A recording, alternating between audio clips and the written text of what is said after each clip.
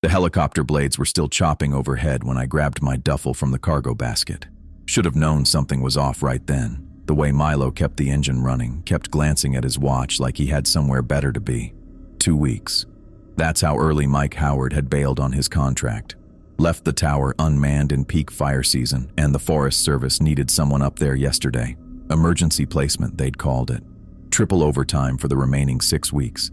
Money was money, and I needed the work. "Watch your step getting out," Milo said through the headset.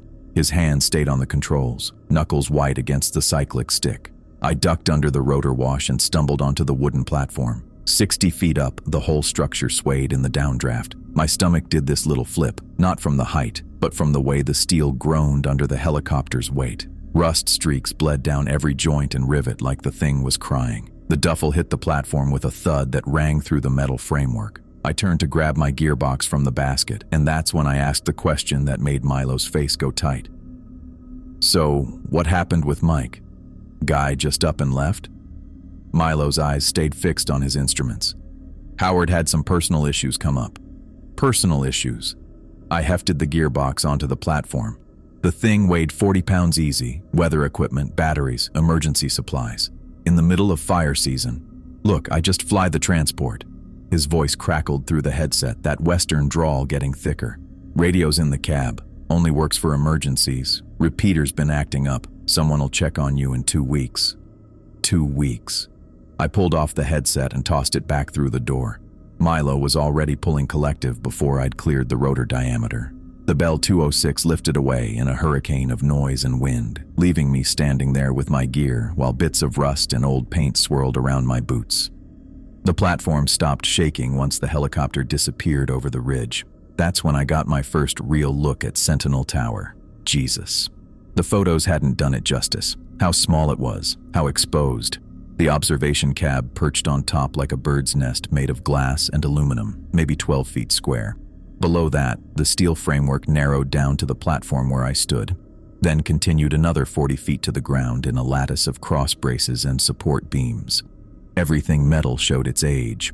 Orange rust bubbled through white paint that had probably been fresh sometime in the 80s. The exterior panels, what was left of them, hung at angles that didn't look entirely intentional.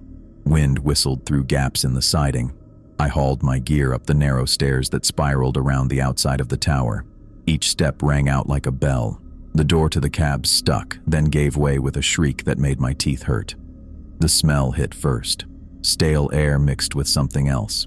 Fear, sweat, maybe. Or just the funk of someone living alone too long in a small space. The interior matched the exterior. Cramped, worn, neglected. A narrow cot pushed against one wall, desk with radio equipment, propane stove that had seen better decades. The observation windows ran floor to ceiling on all 4 sides, giving a 360 view of nothing but wilderness.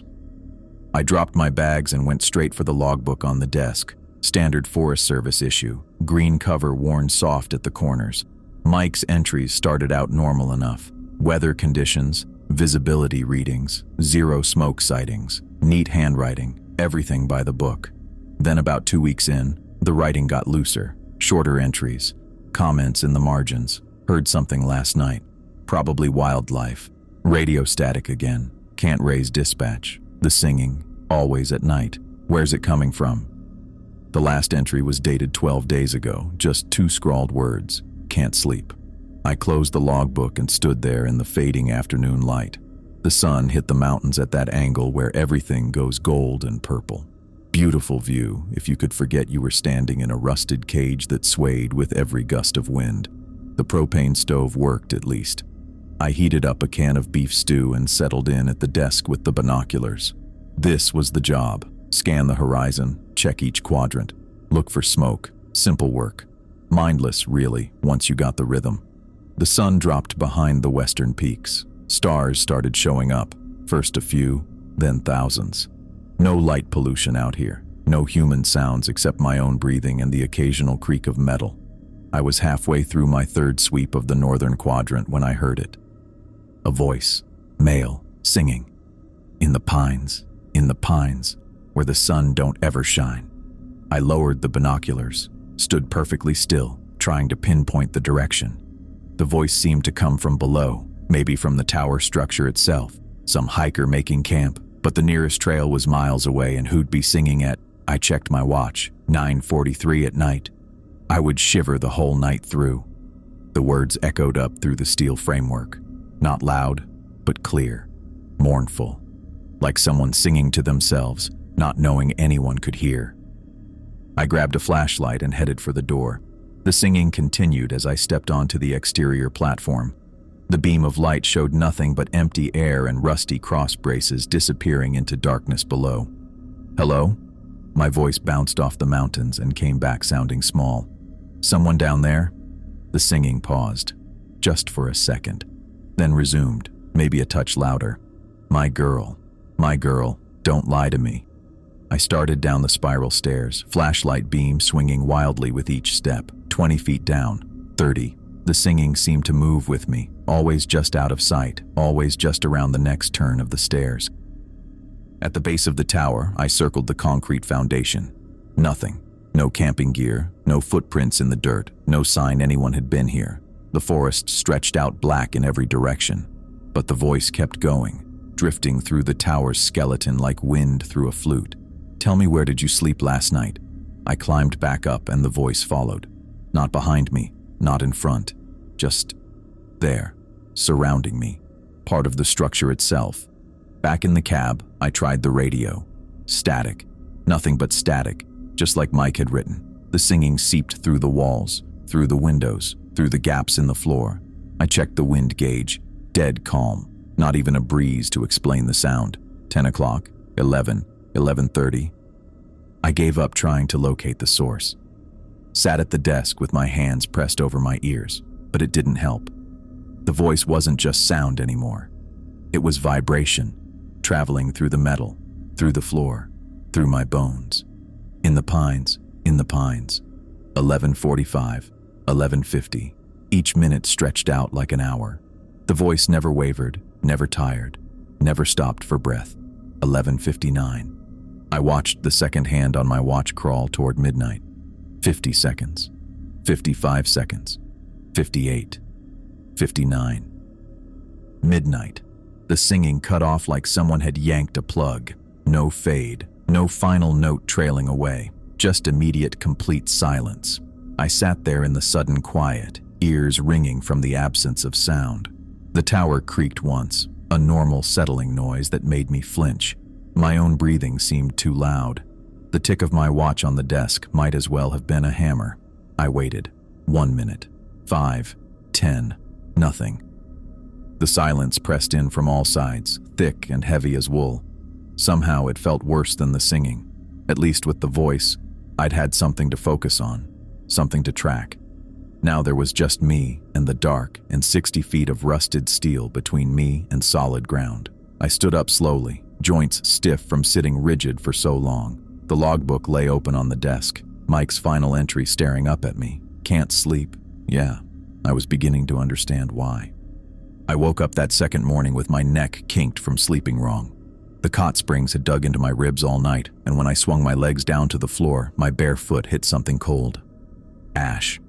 A perfect circle of it, maybe 18 inches across, right beside the bunk. The stuff was cold as winter dirt, fine as talcum powder. I crouched down and touched it with one finger. No warmth at all. Not even a hint. I looked up at the ceiling. No burn marks, no holes. The propane stove sat clear across the cab, cold since yesterday. The kerosene heater hadn't been lit yet this season. I stood up slow, that crawling feeling starting at the base of my skull again. Wind pushed through the gaps in the siding, but it couldn't have blown ash into a perfect circle. Couldn't have blown it at all, really. The windows were all latched tight. My hands wanted to shake, but I made them stay steady while I got the coffee going. Routine helps when things get sideways. Fill the pot from the 5-gallon jug. Light the burner with the striker. Watch the blue flame catch and spread. Normal things. While the water heated, I went to check the radio again. Maybe yesterday's static was just atmospheric interference. Mountain weather plays hell with signals sometimes. I reached behind the equipment to flip the power switch, and my fingers hit something that shouldn't have been there. Another notebook, wedged between the radio housing and the wall bracket. Mike's personal log.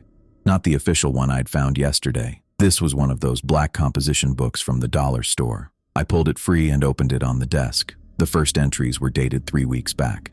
Mike's handwriting was neat, careful, professional stuff mostly. Weather observations, fire reports, maintenance notes. He'd been thorough, documented everything. Then, 2 weeks before he bailed, the tone shifted. Heard singing again last night. Same song. Checked platform twice. Nobody there. Wind gauge shows dead calm, but I can hear it moving through the structure. My coffee water was boiling. I turned off the burner but didn't pour it. Kept reading. Found ash circle beside desk this morning. No source. Cleaned it up, but hands stayed cold for hours after touching it. Radio getting worse. Can barely reach dispatch. Told them about the singing. They think I'm cracking up. Maybe I am. The entries got shorter after that. Choppier. It's getting closer. Can't trust the windows anymore. See movement in peripheral vision, but nothing when I look directly. Haven't slept in 48 hours. Coffee doesn't help. Nothing helps. His last entry was dated the day before he left. I know what it wants. Can't give it. Won't give it. Getting out while I still can. God help whoever comes next. I set the notebook down careful, like it might explode. My mouth had gone dry as sand. I grabbed my mug and poured the coffee with hands that weren't quite steady anymore, then went to try the radio. Flipped the power switch. The lights came on normal, all green across the board. Good battery voltage, antenna connection solid. I picked up the mic. Forest Service dispatch. This is Sentinel Tower. Morning check. Static. Pure white noise that made my teeth ache. I tried adjusting the squelch, changing channels. The static just got louder. Then, while I was watching, the signal meter started dropping. Full strength down to 3/4, half, quarter. The static faded with it, getting quieter and quieter until there was nothing at all. Dead air. I tapped the meter. Needle didn't budge. Checked all the connections again. Everything looked perfect, but the radio was stone dead. Shit! The word echoed in the cab. I set the mic down and went to check the emergency supplies. Every tower was supposed to have backup communication. Handheld radio, signal flares, emergency beacon, standard safety protocol. The supply cabinet was built into the wall beside the door. Heavy steel painted the same faded white as everything else. The padlock hung open, empty, completely, absolutely empty. No flares, no handheld, no beacon, not even the first aid kit that should have been bolted to the inside of the door. Just bare metal shelves with dust outlines where equipment should have been. I stood there staring at those empty shelves while the reality of it settled in. No radio, no emergency gear. Milo wouldn't be back for 8 days. Nobody would miss me until then. Hell, that was the whole point of hiring emergency replacements. Keep someone in the tower. Don't ask too many questions. I was alone up here. Really alone. 60 feet in the air with something that made Mike Howard run after 20 years on the job. Something that left ash circles and sang old murder ballads in the dark. The wind picked up outside, making the whole structure groan. Through the windows, I could see miles of empty forest in every direction. No roads, no trails, no help. My isolation pressed down like a physical weight, making it hard to breathe. 8 days suddenly felt like 8 years. I understood now why Mike's handwriting had gotten so bad. The third day started with footsteps. I'd been watching the horizon through binoculars, checking for smoke plumes, when I heard them. Heavy boots on metal stairs, steady and deliberate, the kind of sound that makes you turn around expecting to see someone. Nobody there. Just me in the cab, morning light streaming through the windows. The footsteps kept climbing. I set the binoculars down, walked to the door, opened it slow, peered out at the platform. Empty, but the sound continued. Thump, thump, thump, like someone ascending from ground level. I leaned over the railing. That's when I saw them. Marks appearing on the stairs, dark smudges materializing on each step, one after another, climbing toward me. Sooty prints the size of work boots, forming out of nothing as I watched. No feet making them, no body attached, just the marks and the sound, getting closer. My hands gripped the railing hard enough to hurt. The footsteps reached the platform level, continued up the final flight to the cab. I backed through the door, shut it, threw the bolt. The thumping stopped right outside. 3 seconds of silence. Then the doorknob rattled. Temperature dropped like someone opened a freezer. My breath came out in clouds. The windows, all 12 of them, frosted over from the inside, ice crystals spreading across the glass in seconds. I'd been sweating from the morning sun. Now my shirt stuck to me with cold. Something worse started happening to the walls. Ash began seeping through the steel, not through gaps or seams, through solid metal. Fine black powder bleeding out of the painted surface like the tower itself was rotting from within. I touched a spot near the desk and my finger came away black, the ash cold as snow. The equipment cabinet slammed open. I spun around. The heavy steel door swung wide, rebounded off the wall. Weather instruments scattered across the floor. The cabinet slammed again and again, like invisible hands were yanking it, testing the hinges. Then the desk moved. 200 pounds of government-issue metal furniture scraped across the floor. Not a little shift, a full slide, 3 feet toward the center of the room. Papers scattered. Mike's logbook hit the floor. The coffee mug I'd set down tipped over, brown liquid spreading across scattered forms. I pressed myself against the wall. What do you want? Stupid question. But you ask stupid questions when furniture moves by itself. The desk scraped another foot, then stopped. That's when the tapping started. Deep in the foundation, 60 feet below, rhythmic, deliberate. Tap, tap, tap, pause, tap, tap, tap. Metal on metal, but muffled, like it came from inside the support beams. The sound traveled up through the structure. I felt it in my feet, my bones, the wall against my back. The tapping circled the tower, clockwise, moving from beam to beam. I tracked it by sound, by vibration, as it completed one full circuit, then another, getting louder, more insistent. By the third night, I'd had enough.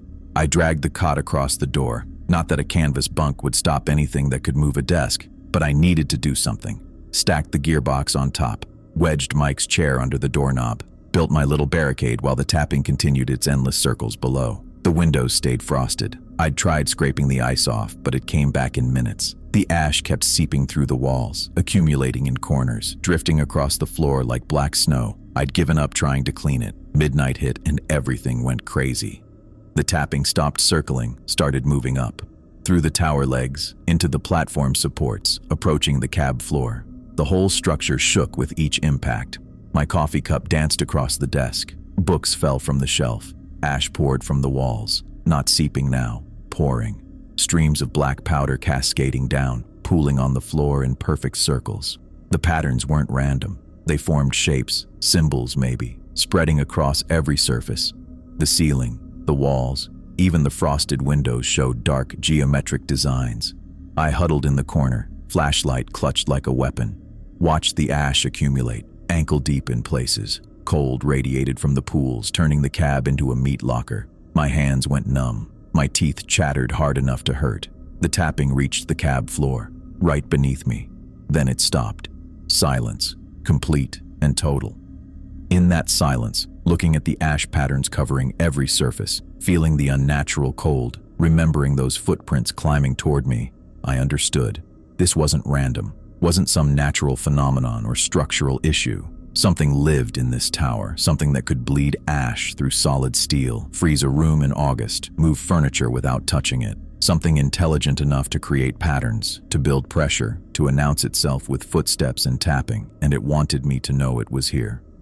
Morning number 4, I figured I'd tackle the fire detection equipment before things got worse.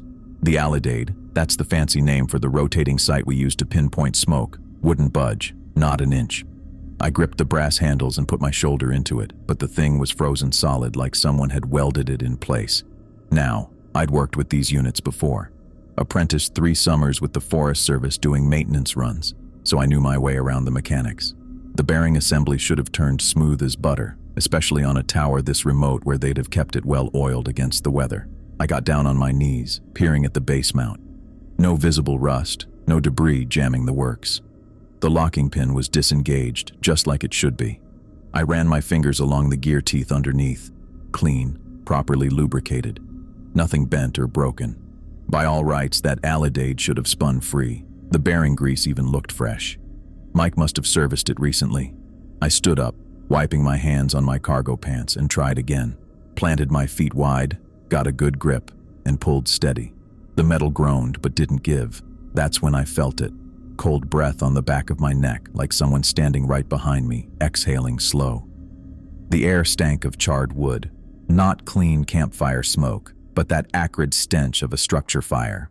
Treated lumber, insulation, plastic, all of it burning together. The kind of smell that sticks in your nose for days. My hand stayed on the alidade handles, but every muscle in my back went tight. The breathing continued, deliberate and close, cold enough to raise goosebumps through my jacket. I turned around fast. Nobody there, just the empty observation cab with its frosted windows and ash circles on the floor. But the equipment behind me, Christ. Fresh handprints covered the brass housing of the alidade. Big prints, bigger than mine. The kind of hands you get from decades of manual labor, with thick fingers and wide palms. They were black with soot, pressed deep into the metal like someone had gripped it hard while I was turned away. Those prints hadn't been there 30 seconds ago. I just had my hands all over that brass.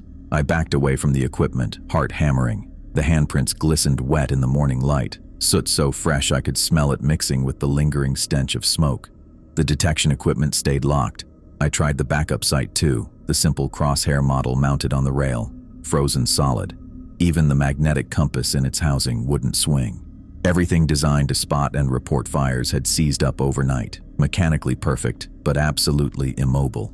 I knew what that meant. Forest fires could spark up anywhere in my sector. Lightning strikes, dropped cigarettes, equipment sparks, and I'd never know until the smoke column got big enough to spot with naked eyes. By then, acres could be burning. Crews would mobilize late. Containment lines would start behind the curve. But fixing the equipment meant staying at that workstation, tools in hand, back exposed to whatever had just breathed down my neck. The handprints started fading while I watched, soot evaporating like water on hot metal, but the message was clear. This thing could touch me whenever it wanted, could have wrapped those big fingers around my throat while I wrestled with the alidade. Instead, it chose to announce itself, to let me know it was there, testing boundaries maybe, or just playing with its food.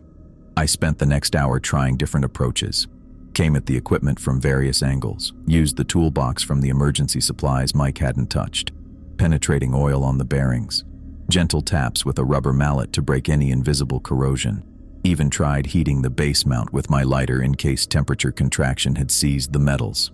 Nothing worked, and the whole time, I kept checking over my shoulder, expecting to feel that cold breath again.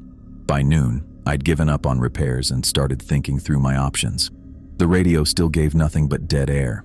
I'd checked it twice more that morning, hoping whatever interference had cleared. But I was cut off clean as Mike had been, no emergency beacon either. Just me, the broken equipment, and 8 miles of wilderness to the nearest road. I could abandon the post, pack my gear, hike down the access trail, follow the fire road until I hit pavement. Probably take 2 days if I pushed hard, leave a note explaining the equipment failure, the lack of communication, the safety concerns. Any review board would understand. Can't spot fires with broken gear, can't report them without a radio. Except I'd signed a contract, took triple overtime to fill this position when nobody else would. The Forest Service needed eyes on this sector through peak season, and I'd given my word. More than that, some part of me, the stubborn part that got me through rough patches before, didn't want to run. Mike had lasted 2 weeks with this thing before breaking. I was only on day 4. The cab felt smaller as afternoon wore on. I kept catching movement in my peripheral vision, shadows that shouldn't be there, shapes that vanished when I turned to look. The ash circles on the floor seemed darker, like they were eating the light that hit them. Around 3 o'clock, while I was logging weather observations in my own notebook, the pen jerked in my hand. Not dropped or fumbled, jerked sideways like someone had grabbed it. Black ink scrawled across the page in letters that weren't mine. Get out. I stared at those words, written in my logbook by my own hand, but not by my will. The entity wasn't just manipulating objects anymore. It could move me. The pen dropped from my fingers, clattering on the desk. I flexed my hand, feeling the ghost of that foreign control in my tendons. How much further could it push? Make me walk to the door, open it, step out onto the platform, climb over the railing? No. I shook my head hard, pushing those thoughts away. That's what it wanted, to fill my head with worst-case scenarios until fear did its work for it. But Christ, the choice was getting harder. Stay and risk whatever escalation came next, or abandon my post knowing fires could spark undetected. People lived in the valleys below, cabins tucked into hollows, campgrounds full of families. They counted on towers like this to spot smoke early, to buy evacuation time. I picked up the pen with a steady hand and wrote below those foreign words. Not yet. The tower groaned around me, metal singing in harmonics that had nothing to do with wind. The entity didn't like my answer. Good. Let it know I wasn't Mike Howard. I wouldn't rabbit after 2 weeks of parlor tricks, though calling them tricks felt like lying to myself. Whatever shared this tower with me had real power. It could freeze rooms in August, bleed ash through solid steel, move furniture without touching it. Now it could puppet my hand, force my muscles to obey. Each day brought new abilities, new demonstrations, testing what it took to break me maybe, or building up to something worse. I spent the rest of the afternoon trying to jury-rig some kind of fire detection system. Hung strips of toilet paper from the windows to catch wind direction changes that might indicate heat columns. Set Mike's shaving mirror on the desk to reflect a wider view. Pathetic substitutes for precision equipment, but better than flying blind. The sun dropped toward the western peaks, painting everything orange. In that light, the soot stains on the floor looked like blood. The foundation records were tucked behind the circuit breaker panel, wrapped in plastic that had gone brittle with age. I'd been trying to trace the power lines, figured maybe I could rig something up from the radio parts to get the Alidade working again, when my flashlight caught the edge of yellowed paper. 3 sheets, typewritten on Forest Service letterhead from 1964, construction specifications for Sentinel Tower. I sat right there on the cold metal floor, back against the wall, and read by flashlight while the entity paced circles around me in the dark. The tower location had been chosen for maximum visibility across the watershed. Standard stuff: elevation, sight lines, access routes. But there was a note at the bottom, handwritten in faded blue ink. Site previously occupied by temporary lookout station. Structure destroyed in Willow Creek fire, August 1963. Watchman M. Sawyer deceased, remains unrecovered. My hands went numb holding that paper. Not from cold, from understanding. The second sheet had more details. The temporary lookout had been a wooden platform, basically a treehouse with a phone line. Matthew Sawyer had been on duty when the Willow Creek fire jumped the ridge. Wind shift trapped him. By the time anyone could reach the site, nothing remained but charred posts and melted wire. They never found his body. Just built the new steel tower right on top of where he'd died. I folded those papers carefully and tucked them in my shirt pocket. The footsteps above me stopped. Complete silence for maybe 10 seconds. Then singing started, not from the walls this time, but from everywhere at once. In the pines again, but slower, mournful. The voice I'd been hearing for days finally made sense. Matthew Sawyer, still keeping watch, still alone. But he didn't want to be alone anymore. The patterns clicked together in my head like tumblers in a lock. Mike fleeing after 20 years, the broken equipment, the ash circles appearing beside places where people slept or worked. He'd been calling to us, trying to lead us out into the forest. Follow the singing, get lost in the dark, join him. The radio hadn't failed on its own. I crawled back to the desk and really looked at the connections this time.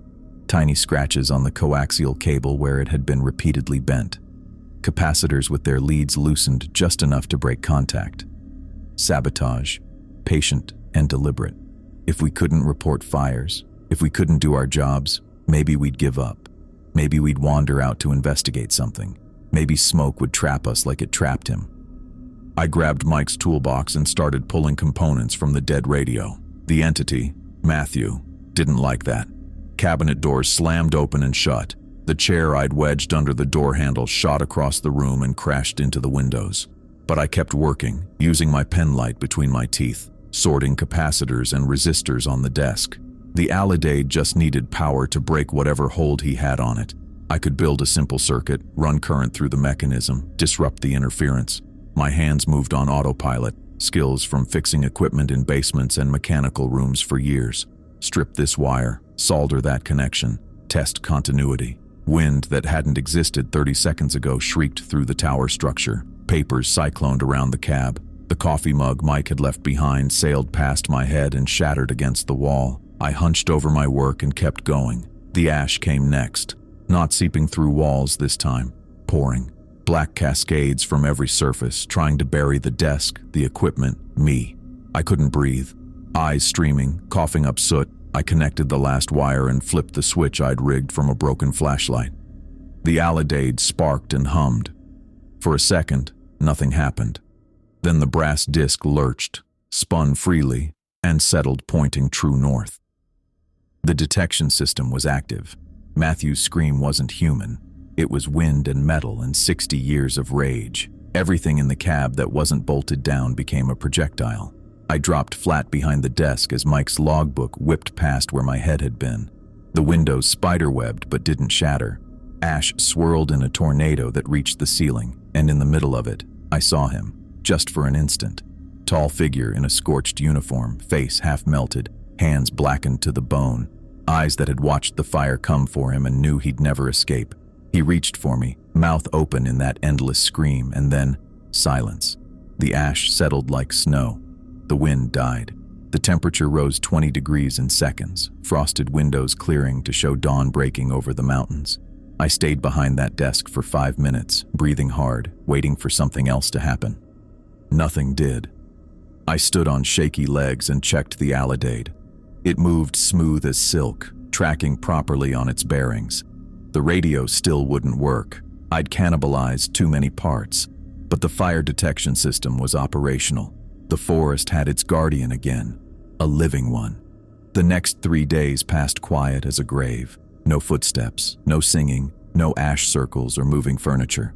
I did my job, scanning for smoke, taking weather readings, filling out reports I'd hand deliver when I got out. The tower felt empty in a way it hadn't since I'd arrived. Not peaceful, that was too strong a word, but finished. When I heard the helicopter on day 8, I already had my gear staged by the door. Didn't take long to load up. Milo kept the engine running again, but this time I understood why. Some places you don't shut down. You get in, get out, keep moving. "How'd it go?" he asked as I strapped in. "Fine," I said. "Equipment's working again." He gave me a look but didn't push.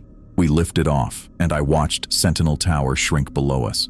From the air, you could see the fire scars on the ridges, decades of burns grown over but still visible if you knew what to look for. The Willow Creek fire path was there too, a slightly different shade of green where the forest had regrown. I never told anyone about Matthew Sawyer, filed my reports, collected my triple overtime, moved on to the next job. But sometimes I think about him, standing watch as the flames came up that ridge. No escape route, no steel tower. Just a wooden platform and a phone line and the terrible knowledge that help wouldn't come in time. The Forest Service still uses Sentinel Tower. Has to.